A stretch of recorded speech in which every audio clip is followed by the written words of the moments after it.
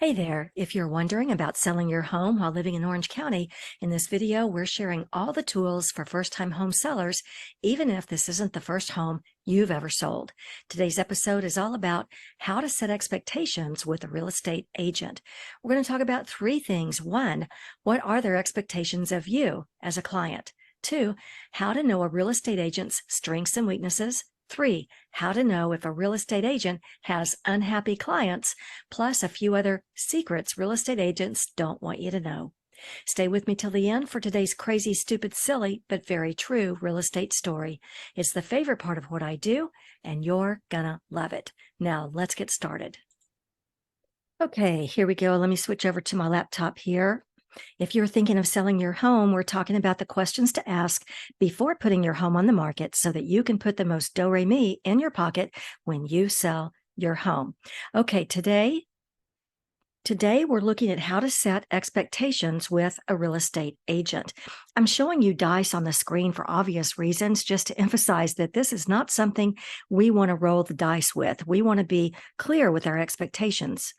You know, I was recently grabbing a cup of coffee over at Starbucks, and there was a guy there who had roses, and he was getting breakfast and some coffee. And I nudged him and I asked, "Who are the roses for? You?" And he said, "No, his wife." And he pointed over to a table. He told me they were celebrating 20 years of marriage, and breakfast was the first of several surprises he had planned for the day. His order came up, and I helped him to take everything over to the table.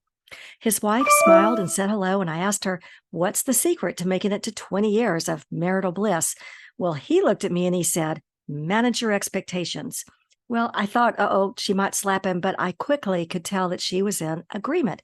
And as I thought about this throughout my day, about managing expectations, I came to understand that most fighting, most disagreements, and even most lawsuits could probably be avoided if we had managed our expectations and if we put those expectations on the table from the very beginning. Let's manage our expectations. Beautiful advice. So how do we set expectations with a real estate agent? Well, at the top of my list of questions you should ask before hiring a real estate broker, what are their expectations of you as a client? And can I get a whoop whoop like these guys here on the screen? Let's get agreement on managing expectations early on. When you think about the questions you should ask before hiring a real estate broker, the topic of expectations is an important one. You want to express to your agent and get agreement on what exactly your expectations are. Maybe it's frequent communications or updates. Maybe it's seeing a compelling result. For instance, you'd like to see at least 7 showings a week and have the property sold within 2 weeks. Maybe your expectation is if things aren't going well, you'd like to know exactly what the pivot will be to correct it. Whatever your expectations are, don't keep those a secret. Of course, we can flip that around. Hold on, let me see if I can flip this image. Of course, the other side of the coin is to know what their expectations are of you. Asking this before you hire them will help reveal how realistic they are, whether they're a team player, and whether you can expect collaboration. Nobody wants to be a team of one or left feeling like our hands and feet are tied up. This whole expectation thing needs to be a good fit on both sides, just like in any relationship, personal or work. All right, leave me a comment below if you agree with managing expectations before getting into a relationship or a project. Okay. Before we get to the next couple of questions to ask before hiring a real estate broker, if this is your first time on the channel and you don't want to miss any tools for first-time home sellers, then take a minute to subscribe below. You know what to do. Tap the bell for notifications. This will also help people just like you who want the best information. On this channel, we talk about how to put the most do-re-mi in your pocket when you sell your home. My name is Remy, like do-re-mi. I'm an award-winning designer, a best-selling author, and a top-producing real estate agent who's worked across 4 states. My team and I get calls every single day from people asking how to sell my house more quickly, and we love hearing from you. Whether you're looking to sell your house and move tomorrow or somewhere down the road, give us a call, shoot us a text, send us an email, or schedule a Zoom call. We would love to hear from you, and those links are below. All right, here we go. Today, we're looking at how to set expectations with a real estate agent. Whatever your expectations are, don't keep those a secret. And of course, the other side of the coin is to know what their expectations are of you. Asking this before you hire them will help reveal how realistic they are, whether they're a team player, and whether you can expect a collaboration. So, how would you know for sure whether you'll play well together? Because as you can see on this diagram, there's lots of pieces and strategies and moving parts in a real estate transaction. So here comes the next in the questions you should ask before hiring a real estate broker.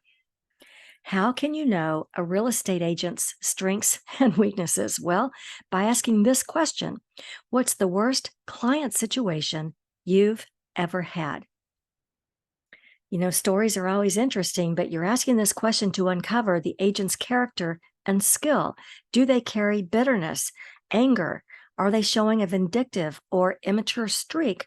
Are they defensive? Did they get their broker involved to help smooth the situation? And did that bring things to a successful close? Or did it turn into a nasty legal battle, one that you don't want to end up with? And by the way, it's okay to ask for more than one story. For my own clients, I'm more than happy to share the worst situations because it helps them understand the wild and crazy side of real estate. And it also helps me assure them that I'm on top of my game, and that's exactly the kind of thing you're looking for. With these types of questions, you'll be able to uncover a real estate agent's strengths and weaknesses. All right, here comes another good question. And this is where you'll ask them, what's the worst agent situation you've ever worked with? You're asking your potential agent what kinds of issues they've had with other agents. Yes, you're still uncovering their strengths and their weaknesses if you listen closely, and you may quickly get a sense of the adult children that play here on the real estate landscape. For the clients that I work with, I have an unending list of bad agents that I've worked with, like the one who was so drunk he couldn't remember what he said to me from one phone call to the next. All he wanted was to bully me and call me names and tell me in words of one syllable how worthless I was. And because he was so interested in game playing, he was missing every single deadline. For me, this isn't the time to complain. This isn't the time to get into an argument. This is the time to up my own game, because there are two clients now, the buyer and the seller, who need to get through escrow and get moved. One of us has to be the adult, right? And I don't mind carrying that designation because adult children make me a little crazy, just saying. So if you're curious whether your potential agent has unhappy agent relationships, listen to their stories for those cues that tell you that they're on top of situations that go south. Listen to how they've handled these situations. Was it with grace, or was it with an equal dose of bullying? Because you need to know who you're about to hire.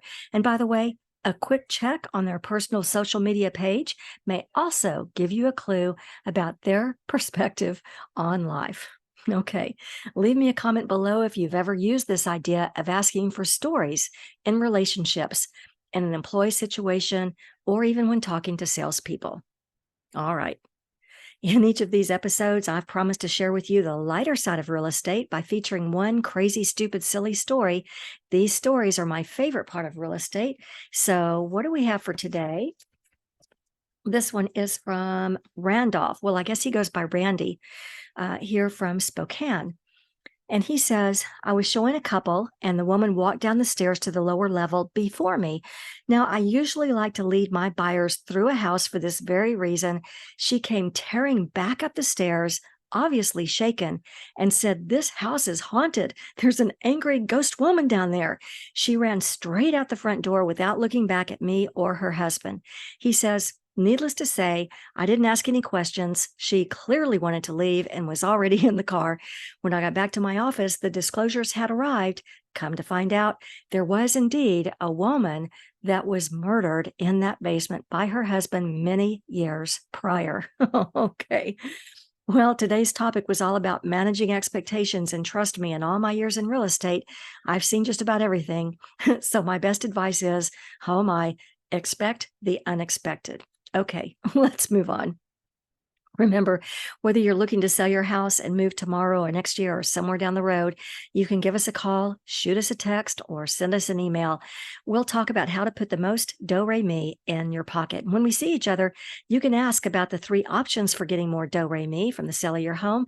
I call these the 3 do-re-mi options. One of these will be just right for you, and the other 2 won't be a fit. I'd love to go over these with you in person. Thanks for watching. Be sure and check the description box below for any free giveaways, and I look forward to chatting with you soon.